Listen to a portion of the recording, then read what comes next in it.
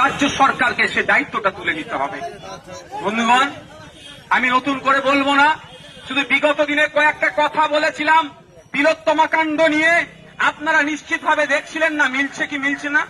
আমি বলেছিলাম তিলোত্তমার সাথে যে অন্যায়টা হয়েছে, এ ধর্ষণ খুনটা শুধুমাত্র মাইন্ডকে ডাইভার্ট করে দেওয়ার জন্য হয়েছে। এর পিছনে অনেক বড় রহস্য আছে। আমি বলেছিলাম বারাইপুরে যখন মিটিং এ এসেছিলাম, যদি রেকর্ড থেকে আপনারা জানতে পারবেন।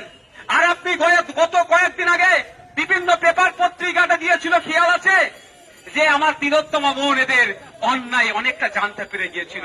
ওটি রুমের মধ্যে এদের মৎস্য হতো, ওটি রুমের মধ্যে এরা পিকনিক করত, সেইগুলো জানতে পেরে গিয়েছিল। এর বিরোধিতা করেছে বলে আজকে ওনাকে নাকি এ কথা, এই পানিশমেন্ট হিসেবে তাকে এই ঘটনা তার সাথে ঘটানো। আমি আবারও বলছি, রেকর্ড হচ্ছে, যদি সিবিআই সঠিকভাবে তদন্ত করে, আজকে এই বিজয়গঞ্জ বাজারে বলে যাচ্ছি, আমার কথার সাথে মিলিয়ে নেবেন। যদি সিবিআই সত্যিকারের অর্থে দোষীদেরকে শাস্তি দিতে চায়, মিলিয়ে নেবেন। আমি বলে যাচ্ছি, যদি আমার নামে নোটিশ আছে আমি প্রস্তুত আছি, কারণ আমার মন আমাকে দেখা দিচ্ছে যেভাবে একটার পর একটা এভিডেন্স তারা ডিস্ট্রয় করেছে। আমি বলছি আপনি মিলিয়ে নেবেন।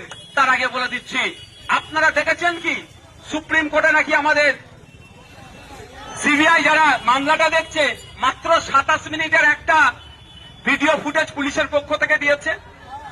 বাকি ভিডিও ফুটেজ কোথায় গেল? আমি আপনাদের বলে রাখি, যদি ভিডিও ফুটেজটা কোনো সময় পাবলিক হয়, সেটা বলে দিচ্ছি, দেখে নেবেন, মিলিয়ে নেবেন। ওই ভিডিও ফুটেজটা যে অপারেটিং করার দায়িত্ব ছিল ওই সন্দীপ খনা, সঞ্জয় রায়ের আসার আগে আর পরে ভিডিওটা পাওয়া গেছে, খোঁজ নিয়ে দেখবেন। কিন্তু সঞ্জয় রায়ের আগে যে সমস্ত খেলাড়ি, এই জন্য বলছি, এত বড় অপদার্থ সন্দীপ ঘোষ, এই মর্গে যে সমস্ত মহিলারা থাকতো, যে সমস্ত মায়েরা থাকতো, যে সমস্ত দিদিরা থাকতো, যে সমস্ত বোনেরা থাকতো, এই সন্দীপ ঘোষের চেলারা ওই মৃত মায়ের সাথে, ওই মৃত বোনের সাথে, ওই মৃত দিদিগুলোর সাথে অপকর্ম করে এই শয়তানগুলো ভিডিও করে আবার বাজারে বিক্রি করতো, মুখকে চেঞ্জ করে। এই জন্য আমি বলছি, খেলাড়ি এরা কত বড় অপদার্থ। এই অপদার্থগুলোকে আবার মহিলা মুখ্যমন্ত্রী মমতা ব্যানার্জি সকালে চাকরি ছাড়লে সন্ধ্যায় আবার চাকরি দেয়। লজ্জা থাকা দরকার মুখ্যমন্ত্রী। ওনার যদি ন্যূনতম লজ্জাটুকু থাকে, আমি মনে করব উনি পদত্যাগ করবেন, ওই পদের উনি যোগ্য নয়। আর যে ভাবতে পেরেছেন মহিলা মারা গিয়েছে, মর্গে গিয়েছে, ওই মহিলাকে তার সাথে অপকর্ম করে ওই ভিডিও করতো, যখন অপকর্ম করতো ভিডিওগুলো মুখটা চেঞ্জ করে দিয়ে বাইরের দেশে বিক্রি করত, আর মোটা টাকা ইনকাম হতো। এই কাণ্ডগুলো আমার তিলোত্তমা বোন জানতে পেরে গিয়েছিল। আমার তিলোত্তমা বোন কি জানতে পেরেছিল? যে প্রায় প্রতি বছরে মৃতদেহের হিসাব ঠিকঠাক থাকতো না, মৃতদেহ এরা খেয়ে নিত। মানে বুঝতে পেরেছেন? একটা সময় ছিল না, আপনারা শুনেছেন না, বলে অমুক প্রধান আমার পায়খানা খেয়ে নিয়েছে। আরে কি রে ভাই, গ্রাম্য ভাষা বলে পায়খানা খেয়ে নিয়েছে। আরে কি হয়েছে? মানে ওর বাথরুমের টাকাটা এসেছিল, প্রধান ঝেড়ে দিয়েছে। ওরা বাথরুম খেতে খেতে মৃতদেহ খাচ্ছে। প্রতি বছরে 8টা-10টা করে মৃতদেহ এরা কি করত, অন্য জায়গায় কি কাজে ব্যবহার হয় বলতে পারবো না সবটা, কিন্তু প্রতি বছরে 8টা-10টা করে মৃতদেহ খেয়ে নিত। আর কি অন্যায় ঘটতে পেরেছিল?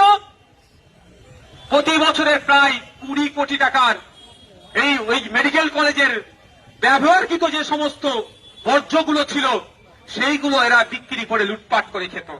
সেইগুলো প্রতিবাদ করার জন্য আজকে আমার তিলোত্তমা বোনকে এরা ধর্ষণ করিয়ে, খুন করে, তারপরে ধর্ষণ করিয়ে এরা তার মুখটাকে বন্ধ করলো। রাজ্য সরকার বারবার বলছিল, পুলিশ বারবার বলছিল, এতে আমাদের কেউ নাই। আজকে আপনারা বলুন, টালা থানার ওসিকে কেন গ্রেফতার করেছে? বেশ কিছু কারণ দেখিয়েছে। তার মধ্যে একটা কারণ হচ্ছে যথাসময়ে এফআইআর করেনি। আপনারা শুনলে অবাক হবেন, সন্ধ্যে 6টার পরে এফআইআর, আপনার পোস্টমর্টম করার নিয়ম নাই। এখানে যদি কোনো ডক্টর থেকে থাকেন, আমি যদি ভুল বলি, আমাকে এসে আপনি প্রোটেস্ট করতে পারেন, কিন্তু বাই প্রেসার দিয়ে পোস্টমর্টম করতে বাধ্য করেছে। ওখানে একজন সম্ভবত প্রাক্তন কাউন্সিলর তৃণমূলের, সে কথা বলেছে যদি পোস্টমর্টম না হয় তাহলে নাকি রক্তের বন্যা বইয়ে দেবে। আরে তিলোত্তমাকে খুন করলো, ধর্ষণ করলো, তারপরে তো তড়িঘড়ি কেন? এর মধ্যে তো ডাল মে কুছ কালা হ্যায়। কালাটা কারা? কালাটা কারা এখানে বলা যাচ্ছে বিজয়গঞ্জ বাজারে। সিবিআই যদি সঠিক তদন্ত করে, হ্যাঁ আমি আবারও বলছি, সিবিআই যদি সঠিক তদন্ত করে তাহলে দেখতে পাবেন দুবাই থেকেও কিছু কালপিটকে নিয়ে আসছে, যারা তিলোত্তমার সাথে অপকর্ম করে দুবাই তারপরের দিনে পালিয়ে গিয়েছে। মমতা ব্যানার্জির সিনেমা ধন্য তারা যদি করে, তবে কতটুকু কি হবে বলতে পারবো না, কতটুকু কি হবে বলতে পারবো না, আমি কবে বিচার পাবে আমি বলতে পারবো না। আমি যদিও একজন আইনসভার সদস্য, সব কথা আমি বলতে আর পারছি না, গায়ে অনেক জ্বালা করছে, কিন্তু বলতে পারছি না, কারণ আমি একজন আইনের সভার সদস্য। আমি যদি সাধারণ মানুষ হতাম অনেক কিছু এখন বলে দিতে পারতাম, কিন্তু আমার কিছু দায়িত্ব আছে তো, যেটা পালন করতে হচ্ছে, বাধ্য হয়ে করতে হচ্ছে।